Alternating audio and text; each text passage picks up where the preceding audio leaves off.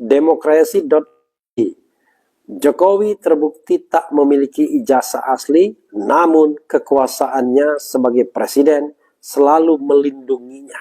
Itu kata Husainuddin atau yang ditulis Husainuddin ya. Oke.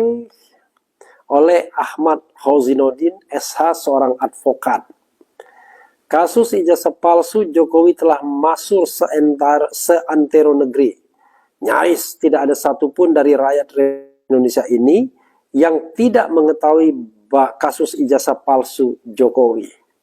Kalau rakyat umum mungkin hanya berasumsi tentang kasus ini, tapi tidak bagi kami.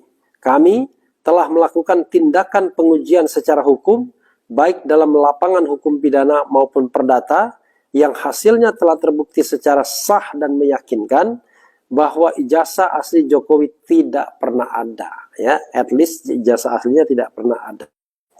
Dengan demikian menjadi sahih keyakinan publik tentang ijazah Jokowi palsu, sebagaimana diterangkan oleh Bambang Tri Mulyono, ya, dalam bukunya Jokowi Undercover. Oh, ada Mulyononya juga namanya Bambang Tri ini ya. Kami telah melakukan serangkaian proses pembuktian secara hukum tentang kepalsuan Jokowi, kepalsuan ijazah Jokowi. Hal itu dibuktikan berdasarkan putusan nomor 318 ya PN Surakarta dan putusan 319 PN Surakarta, jungto putusan 271 PT Semarang ya, Pengadilan Tinggi Semarang, dan putusan nomor 278 jungto putusan nomor 4850 dan putusan nomor 4851 ya Pitsus kasasi ya. Kemudian ini putusan ya, putusan nomor sekian PT Semarang, kemudian PT Semarang juga, kemudian jungto putusan pidana khusus ya, ini kasasinya. Oke. Isi putusan tersebut adalah kasus Gus Nur dan Bambang Tri yang menegaskan bahwa ijazah palsu Jokowi bukan kabar bohong, melainkan hanya dianggap kebencian berdasarkan syarat. Pasal kabar bohong dibatalkan oleh PT Semarang, dikuatkan MA. Karena sepanjang persidangan ijazah asli Jokowi tidak pernah ada, sehingga dapat disimpulkan bahwa ijazah Jokowi palsu. Itu logikanya ya. Karena ijazah Jokowi palsu, kami berusaha mendatangi DPR RI agar memproses pemakzulan Jokowi.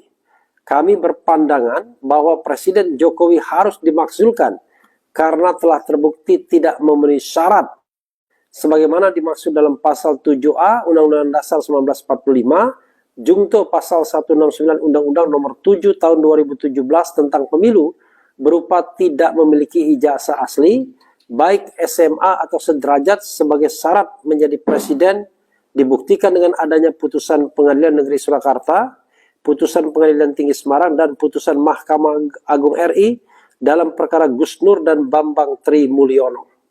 Namun, saat mendatangi DPR RI, aspirasi kami ditolak. Puan Maharani selaku Ketua DPR RI yang sebelumnya mempersilahkan masyarakat untuk mengadukan kepada DPR asal memiliki bukti, ternyata saat kami hendak mengajukan bukti ke DPR, aspirasi kami ditolak. Semestinya DPR segera bersidang untuk memakzulkan Jokowi karena terbukti tidak memenuhi syarat sebagai presiden, karena syarat untuk menjadi presiden minimal berpendidikan SMA yang dibuktikan dengan ijazah yang asli, bukan ijazah palsu. Namun upaya ini kandas sebab utamanya Jokowi masih berkuasa sehingga DPR tidak berani bertindak. Kami juga berupaya menggugat secara perdata kasus ijazah palsu Jokowi ini ke PN Jakarta Pusat. Seperti yang kami duga, pengadilan mengkandaskan upaya kami dengan dalih tidak berwenang mengadili perkaranya. Kesimpulan kasus ijazah palsu Jokowi ini tidak bisa bergulir bukan karena tidak ada bukti, tapi karena kekuasaan Jokowi sebagai presiden menjadi penghalang proses hukumnya. Karena itulah, pasca Jokowi lengser tanggal 20 Oktober 2024 nanti, semua kasus kejahatan Jokowi dan kebijakan yang zalim telah kami persiapkan untuk diproses agar saudara Jokowi diseret ke penjara. Pasca Jokowi tidak lagi menjabat sebagai presiden. Jokowi bisa diproses. Ngeri-ngeri sedap ini.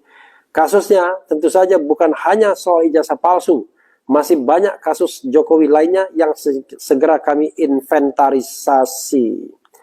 Ada kasus kebohongan mobil SMK, kasus pembantaian KM50, kasus tragedi Kanjuruhan, kasus tragedi 894 KPPS yang mati pada pemilu 2019, kasus perampasan tanah rakyat berdalih PSN di Rempang, perampasan tanah rakyat berdalih PSN di PIK 2, kasus perampasan tanah rakyat berdalih proyek IKN di Kaltim, kasus perampasan hak buruh melalui Undang-Undang Omnibus Law Cipta Kerja, kasus pembungkaman HTI dan FPI, kasus penistaan agama, kasus tuduhan terorisme pada ulama dan aktivis, kasus mendiskreditkan ajaran Islam khilafah, kasus pecah belah umat Islam, kasus pecah belah parpol dan perampasan kedaulatan partai politik, dan berbagai kejahatan dan kezaliman lainnya harus dibawa proses hukum di pengadilan untuk dimintai pertanggungjawaban di muka hukum.